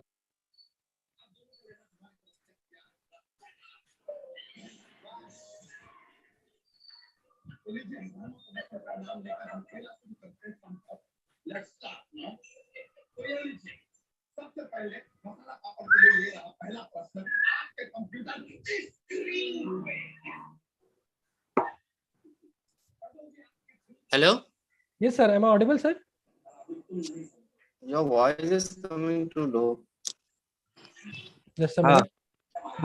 Yes, fine. Yeah. Okay. Is my screen sharing also visible? Yes. Okay, sir. Okay, sir. Okay. Yeah. Very sorry for the technical issues. No issues. Yeah. So this is what happens when we go faceless in everything. Okay. So yeah. So I was up to the point that this amendment were brought with respect to the partnership firm in the last year, which is now required to be taken care of. So just a simple slide I've incorporated, not going into the intricacies of this particular section or this provision. Now, just if you have claimed any attributed cost in the previous year, you can claim it as your deduction if you're transferring that asset in the assessment year 22-23. So that is again a representational change in the ITRs. Now we come to the next point, that is important amendment which are applicable to assessment year 22-23. Now I am talking about the amendments which were brought retrospectively by Finance Act 2022. So 22 Finance Act में बहुत सारे retrospective amendment आए हैं which are even applicable while filing the return of income for year 22-23 itself. Okay, the very first one is with respect to the COVID relief, COVID-19 relief, a very beneficial amendment which has been brought in section 17 subsection 2 as well as under section 56 subsection 2 clause 10. So these are very good changes or beneficial amendment which are made retrospectively available, from 1st of April 2020. So I have divided this particular amendment into two categories. So the background of this particular amendment is that, say for example, I am a person who is, suffered some disease with respect to COVID-19. COVID-19 हुआ या फिर relating to that COVID-19, because of COVID-19, I am suffering for different kind of illness. Now, because of these illnesses, I am in need of some help. Now that help is extended to me either by my employer or by any other person. It can be my relative, it can be my friends, anyone. So these are the two kind of people who will generally come to your rescue. One is the employer and other can be friends or other kind of relatives, etc., etc. Or even it can be some trust or institution who are helping the people who are suffering on account of the COVID. Now, very first category is where I am receiving this help, medical help or any other kind of help from my employer. So I am receiving help from my employer. In this case, say suppose there is the first category where I am alive. Where I am alive, I mean that, say suppose मुझे COVID हुआ, and now I have incurred certain medical expenses. So my employer is compensating me for that medical expenditure, actual medical expenditure, not any ad hoc expenditure, actual medical expenditure, which is in relating to illness relating to COVID-19. So I have highlighted those words. Any illness relating to COVID-19, उसके लिए जो भी मैंने actual medical खर्चा किया रहेगा, either on myself or on my family members. So even if my family members are infected with COVID-19 related illness, then in that case, whatever actual expenditure I've made and that is reimbursed by my employer, then as such, if you go by section 17 subsection 2, it will be considered as a perquisite, that is the medical allowance which we say. However, now they have made an amendment, they have provided a proviso कि भाई Covid के लिए अगर कोई आपका ये treatment हुआ था और उसके लिए अगर एम्प्लॉयर ने आपको कुछ कंपेंसेशन दिया है, हेल्प दिया है, then that will not be chargeable to tax as your perquisite, that will not be considered as your income. So the conditions are, the amount has to be received from the employer. Second, it has to be for the actual medical expenditure. Then medical expenditure can be anything related to COVID-19, illness relating. So the word relating here has a wider sense in the sense that it is not only COVID for which you are getting that particular compensation. We know that many people suffered different type of illness because of getting COVID. So some had kidney failure, some had lung failure, some had liver failure, and other related diseases. So relating word is a wider sense. So any kind of treatment which is on account of COVID-19, yes, you can claim that particular amount as not chargeable to tax. However, that amount has to be for the treatment of the assessee himself, that employee himself, or for his family members, and such other condition as may be prescribed. These conditions are not yet prescribed. To my opinion, this condition will generally be कि भाई आपको bills produce करने हैं. Okay, आपको अगर उसका mediclaim मिल चुका है, then maybe this is just my presumption, there are no such condition कि भाई मेडिक्लेम ऑलरेडी मिल चुका है, then that amount can not be again held as exempt, etc., etc. So these are conditions are something which are yet to be notified. There is no threshold. So any amount of expenditure, actual expenditure, कितना भी आपका खर्चा हुआ हो, अगर आपका employ reimburse कर रहा है, एम्प्लॉयर रीइंबर्स कर रहा है, then it will be not be chargeable to tax as perquisite. Now second is the case where employer is helping to the dependents of the employee who has expired on account of illness relating to COVID-19. So there is one employee, say suppose he has expired because of any illness relating to COVID-19. Now obviously the amount which the employer is giving as a help, okay, now that help amount or the compensation amount, whatever that employer is giving, will go to the family members. Now जब भी family member में हाथ में कुछ पैसा free में आता है, the Income Tax Act under section 56(2)(10) says that this will be considered as any benefit, okay, which you are receiving, and it will be taxable. So now even under this particular clause they have made an amendment कि भाई अगर employer से family members को अगर कुछ पैसा आ रहा है as a measure of compensation, then in that case that amount which is received by the family member will not be chargeable to tax under IFOS. There is no threshold limit. So say suppose कोई employee गुजर गया और उस employee के dependents को help करने के लिए employer ने 15 lakh rupees दिया है, then that 15 lakh rupees will not be chargeable to tax under section 56(2)(10). Okay, the only condition is that that amount has to be received within 12 months from the date of the death of that particular employee. So employee की गुजरने के बाद within 12 months that amount should have been received. So that is the only condition. This amount is received by the family members. There is no threshold, and other conditions which are not yet notified, but they will come up with some conditions with respect to this also. That is what they have provided in the particular amendment. Now second category of help is help which I am receiving from any other person. So not from the employer, but say from my other relatives, from my friends, or from any other kind of person. So in this category also there are two categories. Again, when the assessee is alive and when the assessee has expired. Again, the condition remains same, that there has to be some illness relating to COVID-19. So say suppose my friends are there, one of my friend is willing to help me. I have been infected with COVID-19 and I want some medical help for the actual medical expenditure. Again, the condition in the first category is same, that you can receive help from any person, but it has to be for actual medical expenditure relating to illness relating to COVID-19. Now the COVID-19 can be infected by me as well as my family members, anyone, no issue. There is no threshold limit. So any amount which is being given as a help for actual medical expenditure by my friend will be considered as exempt, no problem. The first category where the assessee is himself alive. Now in second category where the assessee has expired on account of some illness relating to COVID-19, again in that case the compensation will be given to the family members. So कोई particular assessee है वो गुजर चुका है, तो say suppose उसके relatives या उसके friends जो रहेंगे वो उसके dependents को help करने के लिए पैसा देंगे कि भाई we are giving you XYZ amount as a measure of help. Now in this particular case they have come up with a threshold limit of 10 lakh rupees. Aggregate amount कितने भी लोगों से आने दो, whosoever trying to help, say 10 people are helping you, aggregate amount of 10 lakh will be exempt, उसके ऊपर tax लगेगा. But 10 lakh से ऊपर का कोई भी हेल्प मिला रहेगा उसके ऊपर टैक्स लगेगा under IFRS under section 56(2) clause number 10. Again, the same conditions are there, that amount which you are receiving as a help, okay, from your friends or relative by the family member, that has to be received within 12 months from the date of the death of that particular assessee. Okay, only then it can be considered as exempt. So these are general conditions. However, now I'll point out one intricacy, one aspect which is to be taken care of. If you see the left side, that is when I am alive, when the employee, when the assessee is alive, the wording used are, you can receive some, that is you can receive help from any person, any person. So they have used the singular form person, that's it.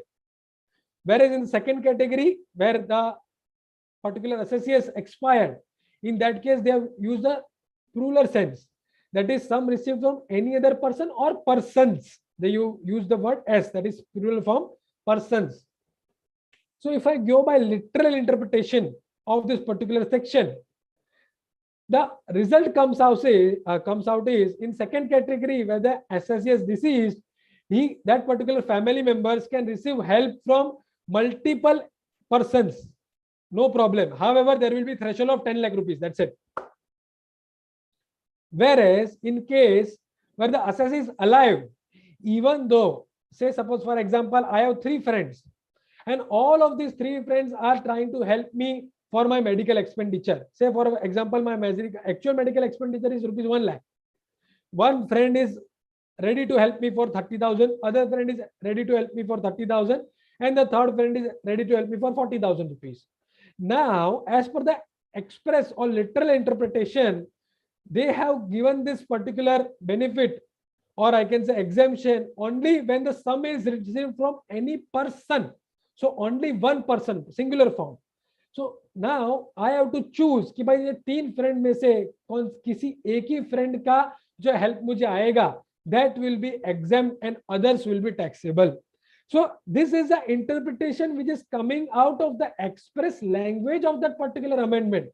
It's not my interpretation. In my personal opinion, I don't think so. This should be the intention of the legislature. No. Even in first category, the word which they should have used was persons, plural sense and not singular sense. हाँ, यहाँ पे threshold नहीं है. That is, I agree. But again, the amount is restricted on to the actual medical expenditure. Then in such cases, that should not be, कि भाई एक ही बंदे से आप help ले सकते हो. बाकी से अगर help लोगे तो that will be taxable. No, according to me, that is not the intention. The wording should have been amended. I think they can come up with this amendment. It's a beneficial provision, so it should not be given such restrictive meaning, especially with respect to this medical issues. So this is something which I wanted to point out, nothing else. Yeah, in the second category, important to remember, aggregate of only 10 lakh rupees is exempt. About that, it will be taxable. Now, very important point in all these 4 categories is that the COVID relief can be given to the assessee himself or to the family members. I mean, even if the family members are infected with COVID-19. So the word used over here is family and not relative. So the relative definition is very broad under section 56(2)(7). If you see the definition of relative, it's very huge. Whereas here the word used is family. And family, as per section 10, clause 5, explanation 1, it will only include the spouse of the individual, the children of the individual, and lastly, the parents, brother, sister, who are wholly and mainly dependent on that particular individual. Okay, so the definition is restrictive in case of family. Okay, that is to be taken care of. कि भाई किसको help मिला है वो important है. Yeah, so that was it with respect to COVID-19 amendment. Now, amendment with respect to section 14, again, an amendment which was brought in by Finance Act 2022 itself with a retrospective amendment. Now, as we all know, there were various litigation wherein it was provided that if there is no exempt income on at all, if there is no exempt income, there is no requirement of disallowance under section 14A. So this was even upheld by Supreme Court in this particular case is on merits. So now Finance Act 22 has brought up an amendment stating that even if you are incurred no exempt income, actually no exempt income is earned, still if you have incurred any expenditure for earning that particular exempt income, then that has to be disallowed, and this will have a retrospective operation. So Supreme Court judgment ने क्या बोला था कि भाई अगर exempt income नहीं है, then भूल जाओ, there is no disallowance under 14 है, irrespective of कि भाई आपने expenditure actually किया है या नहीं किया है. Now what they are setting a amendment is that if you are irrespective of whether you earned exempt income or not, if you have actually incurred expenditure for earning that particular exempt income, then the disallowance is sure, you have to make it. So now अभी तक हमने क्या stand लिया था, that has to be considered. अभी ये year से क्या stand लेना है, that is to be considered, because एक बार assessee ने stand change किया, then whether you will be allowed to fight at a higher level or not, that is something which has to be decided by the professional and the assessee, what stand you are required to be taken. Section 37.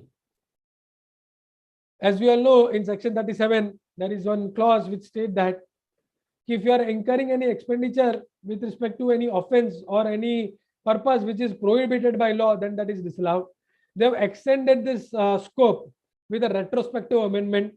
Now they are saying that expenditure for any purpose which is an offense or which is prohibited by law shall be deemed to have always been expenditure which are disallowed if they are falling into any of these categories. The very first category is the purpose of expenditure which is in offense under this act or any other act outside India. So outside India भी अगर कोई law का breach करते हो, or if something which is prohibited outside India, okay, under that particular foreign law, and for that particular purpose you are incurring an expenditure, then yes, it will be disallowed. Second category, we have a recent Supreme Court judgment just one month back, stating that a pharmaceutical company is paying freebies to the doctors will not be allowed as business expenditure. So in line of that particular amendment, they have come up with this amendment also again, that whenever you are giving assessee is giving any perquisite or benefit to any professional who are covered by any code of conduct, and as per that code of conduct they are not allowed to accept that particular benefit or perquisite, then in such cases the entity which are expending on this benefit or perquisite, such amount will not be allowed as business expenditure. Okay, they will not be allowed benefit of this particular expenditure. So this will cover even the doctors and even the professionals like CAs. We have our code of ethics whereby we are not allowed to take remuneration based on percentage basis in case you are having COP, etc. things. So such cases will also be covered by this particular category ki bhai the payer will not be allowed to claim it as a business expenditure. Obviously recipient ke haath mein to taxable hoga hi. And the last one is for any expenditure which you are incurring for the purpose of compounding any offense, whether in India or outside India. As we all know that most of our white collar criminals, or I can say economic offenders, are now situated or are now staying outside India. So they have now even covered this category कि अगर उनका compounding outside India हो रहा है, then even that amount which they are paying from Indian companies or Indian entities will be disallowed. They will not be allowed to take advantage of that particular amount as their business expenditure. So this is again an amendment which is retrospective. Section 79A, again a very interesting section. I will explain this particular section with the help of an example.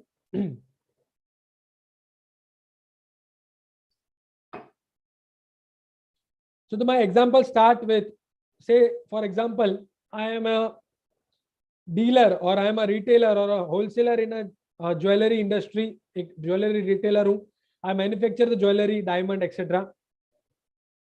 Now for particular assessment year, I have a legitimate brought forward business loss. मेरे पास brought forward legitimate business loss है. Now in this year, say suppose there is a search proceeding or survey proceeding in my premises. Now उस search proceeding में the officer finds out that there is undisclosed income or undisclosed asset, undisclosed underreported I can say sales, और कुछ bullions मिले, jewelry milli, which are my stock in trade but are not reported. So now the assessing officer will have two options. The very common favorite option of the assessing officer will be that he will make this addition of undisclosed income under the section 68 to 69D, deemed income, section 68 to 69D. Once he make addition under that particular section, the tax will be as per the section 115 BBE. They will be levying tax 60%, etc., etc. Now,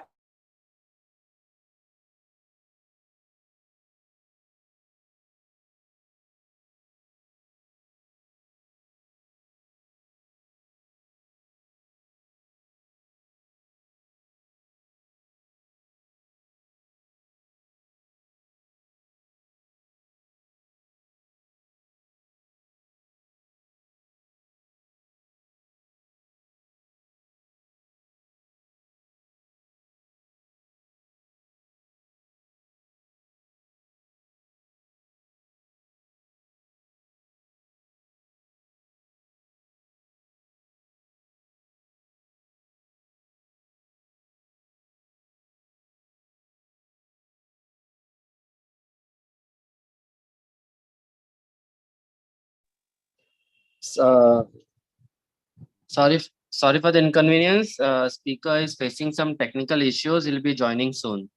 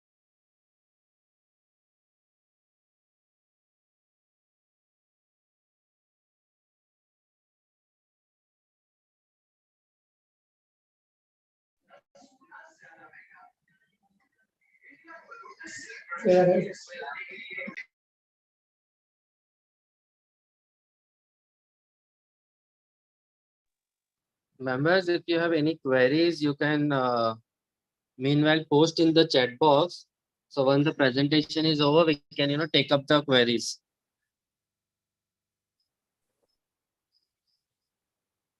sir, am I audible? Yes. Yes, sir. Okay. Sorry again for the interruption.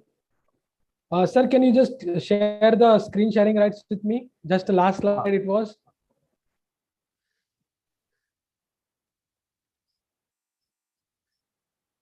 Yes, please check. Yes. Okay. So coming back to my example with respect to section 79A. So the second category is the cases where this undisclosed sales or undisclosed stock was found in the search proceeding. Now, assessing officer ने तो addition किया 68-69 में. However, tribunal level, we have Bombay tribunal decision stating that this particular addition, because it relates to your business of the assessee, it cannot be added under 68 to 69D. It has to be added under PGBP. So now, even though this was undisclosed asset or undisclosed income, because of the nature of the business and the nature of the discovery, the tribunal has held that this will be considered as your PGBP income and not 68 to 69D. Now, once I treat that particular income as my PGBP income, again, I will have my brought forward losses which can be set off again this undisclosed income which was found in the search proceeding. So this was one of the loopholes which was there in the act कि भाई search के time पे सर्वे के time पे undisclosed income मिला और अगर future में जाके उसको पीजीबीपी इनकम ट्रीट हो रहा है then assessors are claiming benefit of brought forward losses against such undisclosed income. That should not be the case, because if there is something which you are concealing, that has to be entirely taxed. Okay, so in order to plug in this loophole, this section was brought in, and accordingly it has been considered in this year's ITR.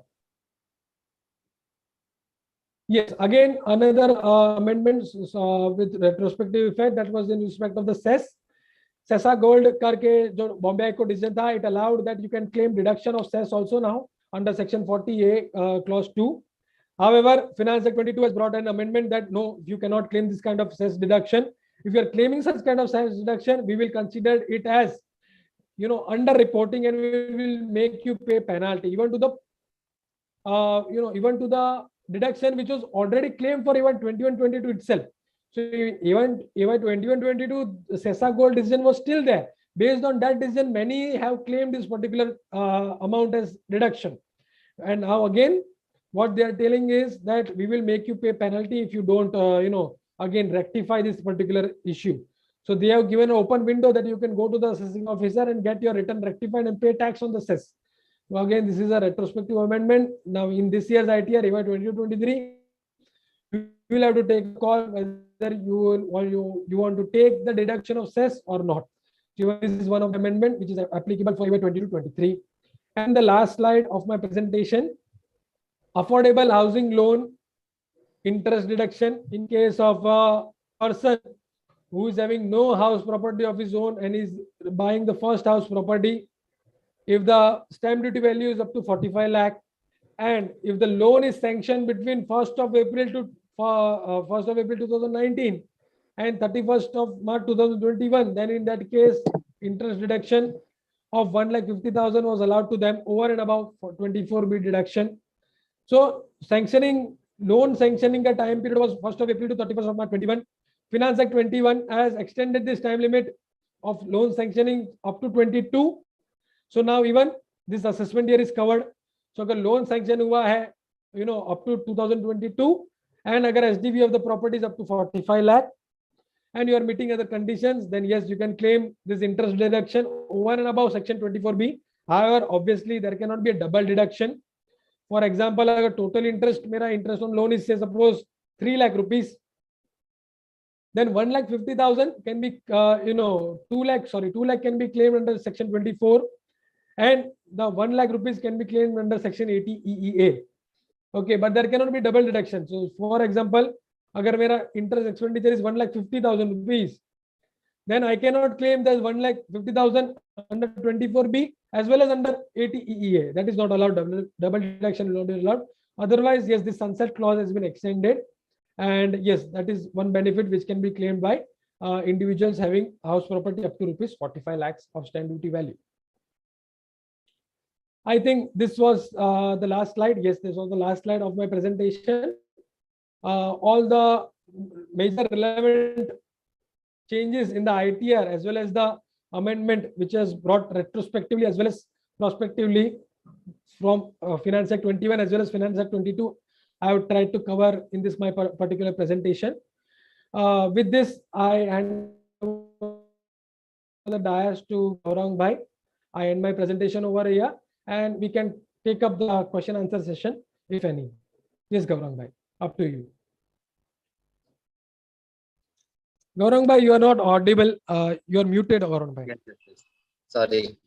Thank you, Shashank Bhai. It was a very delightful session. In detail, you have explained each and every relevant points while filing the ITRs and the amendments, recent amendments applicable while filing the income tax returns for the current AY. Thank you so much. I'll open the dais in case if any members have any queries, they can unmute themselves and they can ask the question. definitely. Shashank bhai, I myself have a couple of query with regards to ESOP. Yes. First is with respect to calculation of perquisites. Perquisites, yes. Okay, so as you have mentioned that as and when the ESOPs are allotted, in that Yes. year perquisites are to be calculated. So Yes. as per my understanding, the company will be requiring the valuation reports from the uh, uh, valuer. Yes, definitely. So they'll have to take for each year wise, or they can each allotment date wise, because many times allotments are different. No, no. So as I told you, even in my slide, I mentioned that the value of perquisites will be as on the date of exercising the option. Okay. Yes. So yes, yeah. So in the date of exercising, आपका जब भी exercising होगा, उस particular date का valuation आपको definitely निकालना रहेगा. If it is, pertaining to covering different time periods, yes, definitely. So many times because exercising periods are Yes. different Yes, in a possible. company for different employees. Yes, So definitely possible. so for each employer, let's say each exercise date, valuation report would be required. And that I Definitely, yes, definitely. But in employees, so now the incidence is on the employee. So now the employee will have to take care that they should have the FMV as on the date of exercising that particular option in their hand. So generally, what the company do, they themselves will indicate to the employees the value of the shares. So yes, definitely, if it is covering different time period, then yes, definitely different valuation will be required. okay. And so perquisite would be under salary, and post if they sell after let's say Yes. 3-4 years, Yes. then the difference would be capital gains. Definitely, yes. That will be the And second aspect. That will be capital gains. and what if there is any loss, like many startups starts and they get discontinued or they get Now, liquidated or yes, sort of. yes, definitely. So there are two So, aspects. The very first aspect is with respect to the perquisite. Perquisite will be taxable irrespective of the fall in the value.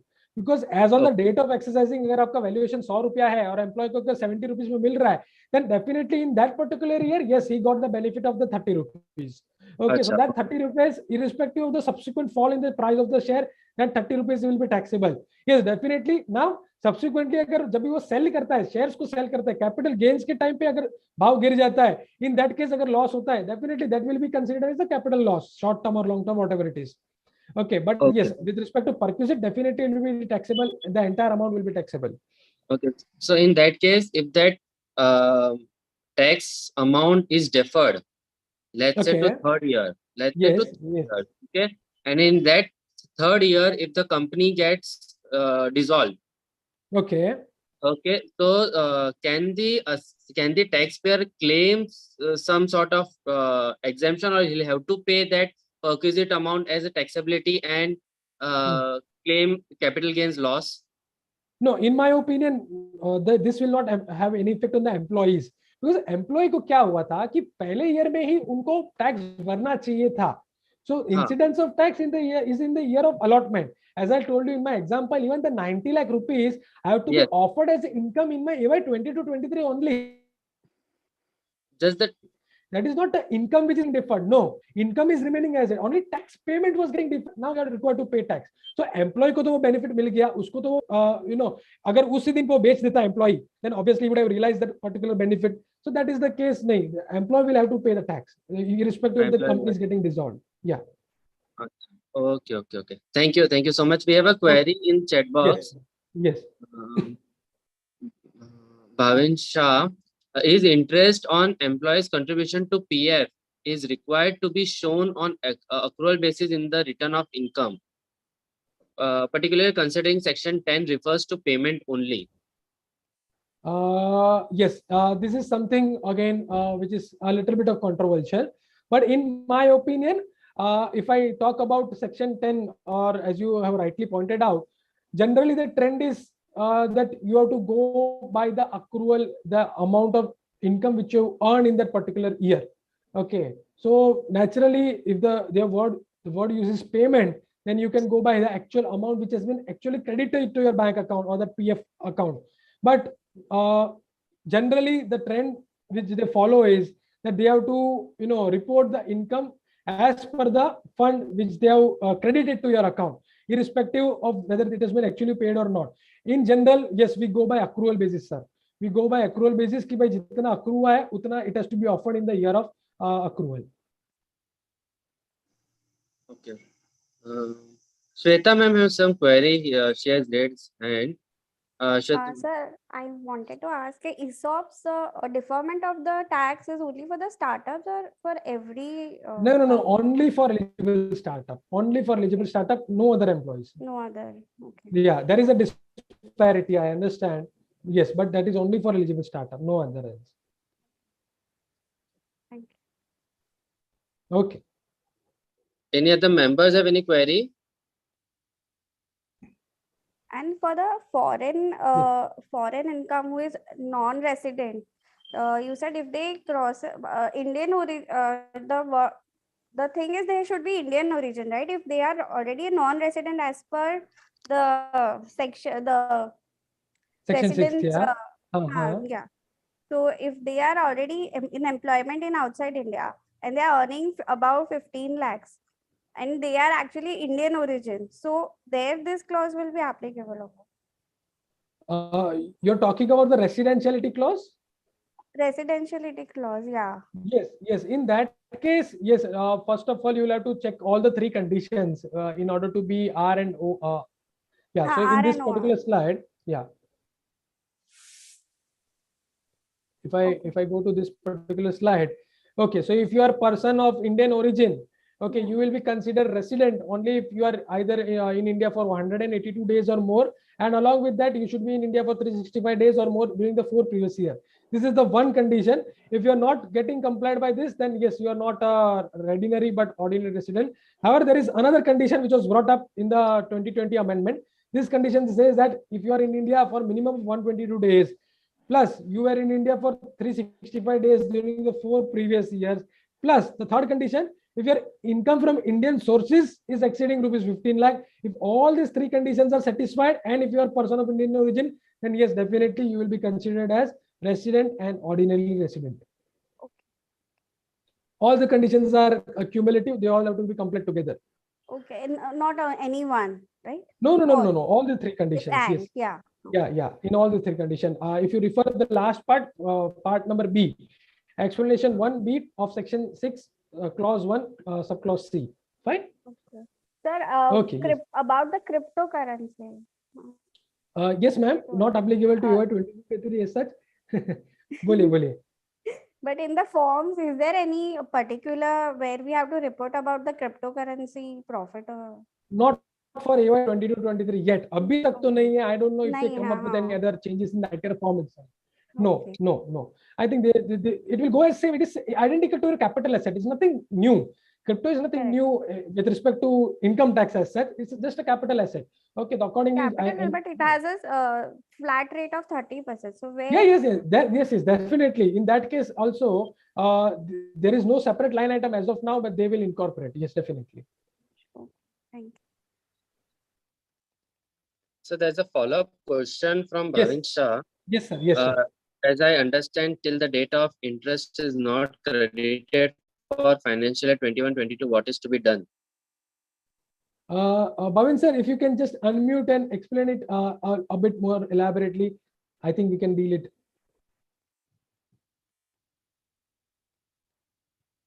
Bhavin sir?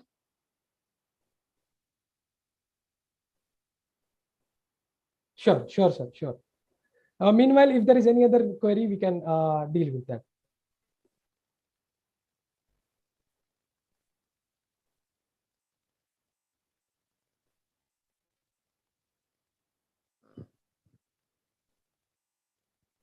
Acha, Bhavin sir has sought forward.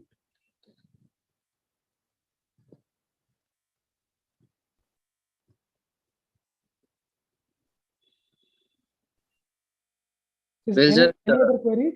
If member have any other query, I guess we'll wait for Bhavin sir. Yes. Yeah, you can hear me now. Yes, sir. Yes. See, FY 21-22 PF rate of interest is announced, but still it's not credited. Okay. Now what you do? You have to file the return. As a matter of fact, I think there are TDS provisions also, which is now being applied. Am I Correct, right? sir, correct. Then what Yes, is to sir, be yes, done? sir. It is filing is now whether it talks about the payment of this thing. I'm really because section 10, they are amended in section 10. 10 is exempt income, and they have taken out Yes. something out of 10, section 10. Yes, So, in my view, that proviso in section yes, 10 applicable only if you are falling under that main section. correct, correct, correct. So there won't be any taxability. I'll pay at the time of receipt of the money. Yes, sir, because they have used the word any payment from a provident fund to Yeah. which the provident fund act, etc applies. The wording uses any payment made from that provident fund. Okay, so now there are two aspects, sir, as you rightly pointed out, that there has to be actual payment which is credited to my account, and the second aspect is ki bhai kitna income accrue hoga based on the rates which are announced. Okay, but yes, as by going by the law of section 10, yes, definitely what you're saying is correct, that unless and until the amount is not credited to my account, unless I've not been receiving that amount, I cannot offer it to tax. Okay, only if it is received, yes, it will be considered as exempt. And when they're taking out this particular exemption, jab tak mujhe payment aaya hi nahi hai, I will not offer it to tax. Yes, definitely, sir. I'll put it a little differently. Yes, sir. Till the date, what has happened up to law up to March 21? Yes, yes, yes. PF, the section exemption was only in section 10, which talks Yes. about Payment. Yeah. now. If assuming every year there was an accrual, Okay. still also there was no tax. It's a settled law. Definitely, definitely. So in short, the PF has always anticipated that it will be taxed on the payment basis. Yes. Up to March 20. Now, what are the amendments made by the Finance Act was instead of the proviso in section 10.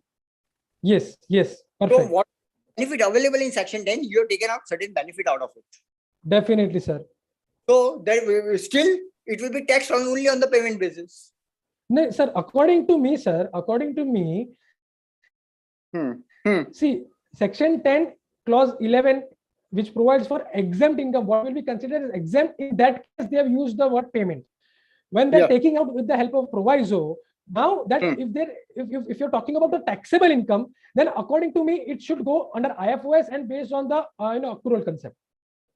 Agreed. IFOS, but only in the year. Sir, yes. On IFOS. Yes, definitely, sir. But in that case, that payment, that the use of the word payment and the help which you were taking of the word, using the word payment, was only to the main section and not the proviso. So once they have taken out that particular amount, which will not now be considered as taxable, you cannot go back, according to me, to section 10, the principal section, saying that if payment basis pe uska apan offer karenge to income. In my personal opinion, sir. Understanding of the interpretation of the statute is proviso out the something from the main section only. Yeah. You can apply the proviso only if it falls under the main section. Definitely, sir. Definitely. Got your point.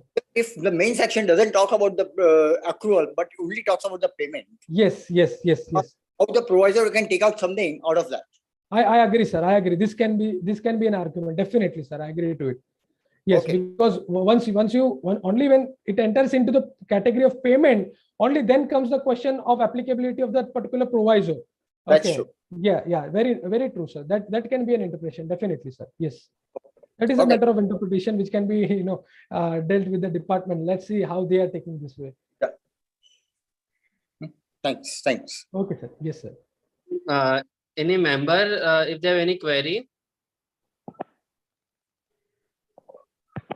The member, if they have query, they can unmute themselves and ask the query, or else we'll end the session for the day.